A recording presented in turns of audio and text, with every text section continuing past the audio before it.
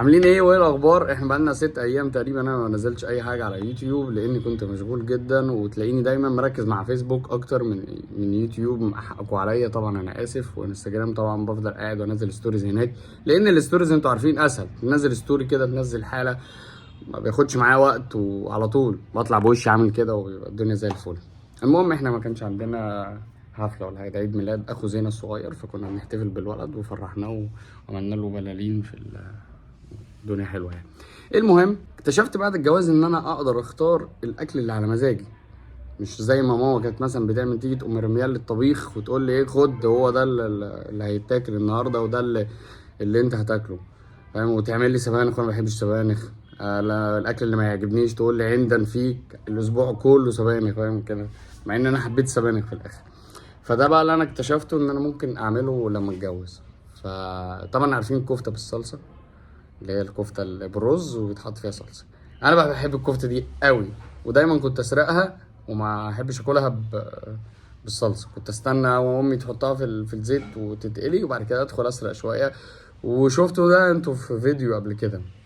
فانا مش هحكي ومش هقول لكم ايه اللي حصل، واوريكم بقى السعاده اللي انا كنت فيها وانا باكل وانا بتفق مع زينه على ان عايز اقول لكم ان الدنيا مش حلوه قوي كده يعني دي المره دي.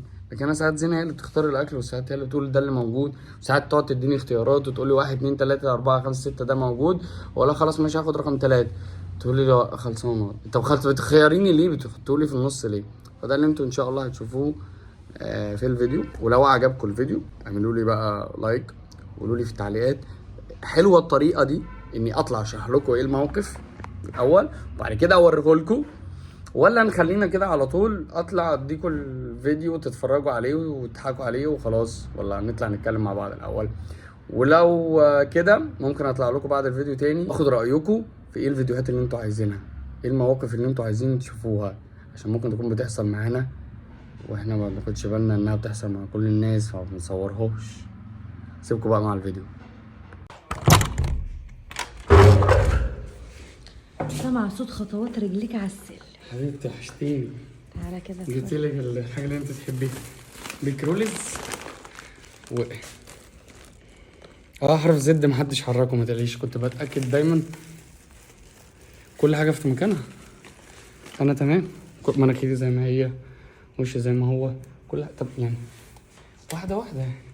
قولي الحمد لله على سلامتك. الحمد لله على سلامتك. جبت لك الرنجه. انت بتتوحمي؟ شعرية راجل والله. ايوه ده حبي. ده مسكره. مسكره ايه اللي جابها على عيني؟ انا بحط مسكره. بحط مسكره صح. انا تمام، كل حاجه زي الفل. وبصي اللي دبلتي. كانوا لابسين ايه؟ مين؟ البنات اللي في الفرح. فستي؟ حلوه؟ ما خدتش بالي عشان انا ما شفتش احلى من فستانك بتاع فرحك.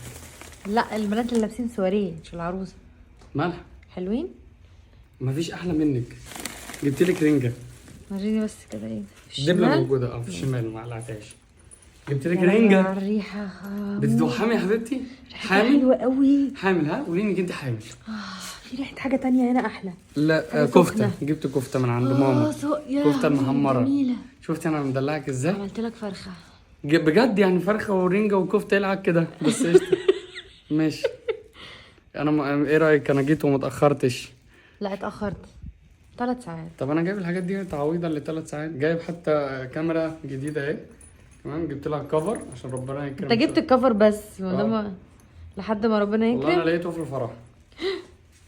طب كويس يعني. انزل طيب ستوري قول يا جماعه انا لقيت ده. غالبا بتاع المغيني. طيب خلاص ماشي نبقى ننزل ستوري. احمد جمال بقى بيسلم عليكي. الله يسلمك. ومين تاني؟ ومحدش يعني، انا ما قابلتش حد وما صورتش مع بنات وما اتكلمتش مع حد، وانا تمام زي الفل. هو انت كل شويه بتقربي مني ليه؟ في حاجه في وشي؟ بحاول اشوف يعني في لون. كله تمام كله تمام. كذا شعر ومش حاطط ميك اب ولا حاطط اي حاجه. وبص بدلت سليمه، ما فيش اي بنت جت جنبي.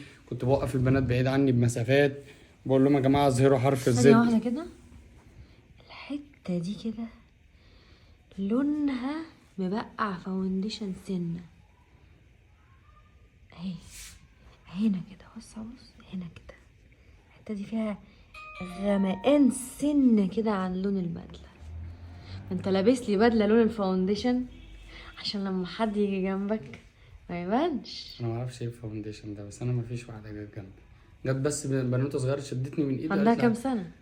يعني دي 10 12 سنه. يعني انسه، انا واصحابي كلنا كنا كبار. 12 سنه دي يعني خلاص كبيره، يعني في 6 ابتدائي. طفله كده صغننه قدوده. ممكن انا اكون غلطت في الساعه، بس انا مش دكتور بسنن يعني. هتلاقيها مثلا 5 سنين ولا حاجه. قالت لي تعالى بقى هات بس نتصور الرنجه وناخد وبعدين سيلفي. نبقى نتخانق. خدت السيلفي؟ وبعدين نتخانق ليه؟ انا هديك عشان الرنجه خدت ومش السيلفي. هنتخانق. خدت انا السيلفي. مش هجيب رنجه واتخانق. خدت السيلفي. ريحه الكفته بتاعت مامتك هتموتني. مش وانا قادرة. وانا انا مش زعلانه من اي حاجه. انا بحبك جدا ومش هتاخر عليكي تاني، وانا راجل ملتزم قوي. وأمور راجل وجميل. جدا. راجل في بيتي. ده ان احنا نجيب كفته يا احمد ونحطها في صلصه. احنا كلنا بنحب ناكلها من غير صلصه. بقى عندنا بيت نقدر ناكل فيه الكفته من غير ما نحطها في الصلصه. استني. زي ما هي. انا مش هحط الكفته في الصلصه. نعم للكفتة من غير صلصة. نعم للكفتة المحمرة من غير صلصة. أصبحت صاحب بيت وأقول كلمتي لا أحب ناكل الصلصة. بطاطس محمره من غير عيش حاف. يس. ناكل الكفته من غير صلصه. يس. وناكل اي حاجه زي ما احنا عايزين من غير براحتنا. عيش يا ماما. وإيه؟ هاكل من غير عيش يا ماما. هو ايه اللي من غير هاكل عيش؟ بالمعلقة. أمي كانت بتأكلني بعيش وأنا بقول لها عايز آكل بالمعلقة. اللي هو ايه بقى؟ عشان أشبع. أي حاجة. اي حاجه. أي حاجة يعني ممكن تأكلني رز بعيش. لا دلوقتي انت بتصرف من فلوسك. تجيب اللي انت عايزه. أيوه. وتاكل بكميات. كرش براحتك. المهم ان برضو في النهايه انا مش هحط الكفته بالصلصه. ده عارفة يومين ليه؟ في حياتي. عشان أنت مش هتعرفي تعملي صلصة. طب هخش احطها في الصلصه دلوقتي. لا هخش احطها في الصلصه والموضوع انتهى. مش عايز. انا هوريك انا بعرف تعرف- اعملها ولا لا. انا بعرف اعمل كفته بالصلصه. خلاص الموضوع انتهى. انا هخش دلوقتي احطها في الصلصه. عايز حاجه تاني؟ اتفضل مع السلامه. ايام زمان، ايام ما كنت بخش ورا ماما او واخد الكفته قبل ما تحطها في الصلصه. الحق كنت بعمل حاجات كده. ربنا كان بيسامحني بقى. الحمد لله، ما هو كان هي نصيبي. اكيد مسامحاك. طبعا. بس انا لو عملت كده انا مش هسامحك. لا هات فما بس. فيش داعي ما فيش داعي. هاكلها من غير صلصه على طول. عادي. ايام زمان. انا كمان بحبها كده. فاكرين؟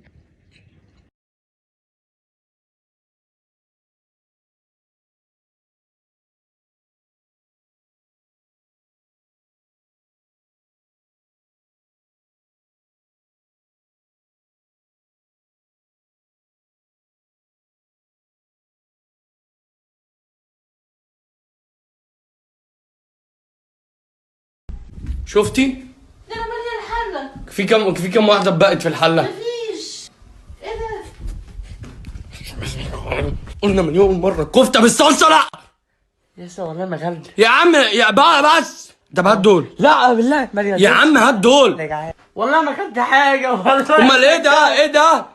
ده اول طبق. اول طبق. والله اول طبق. 1 2 3 4 5 دول 9 صوابع بس.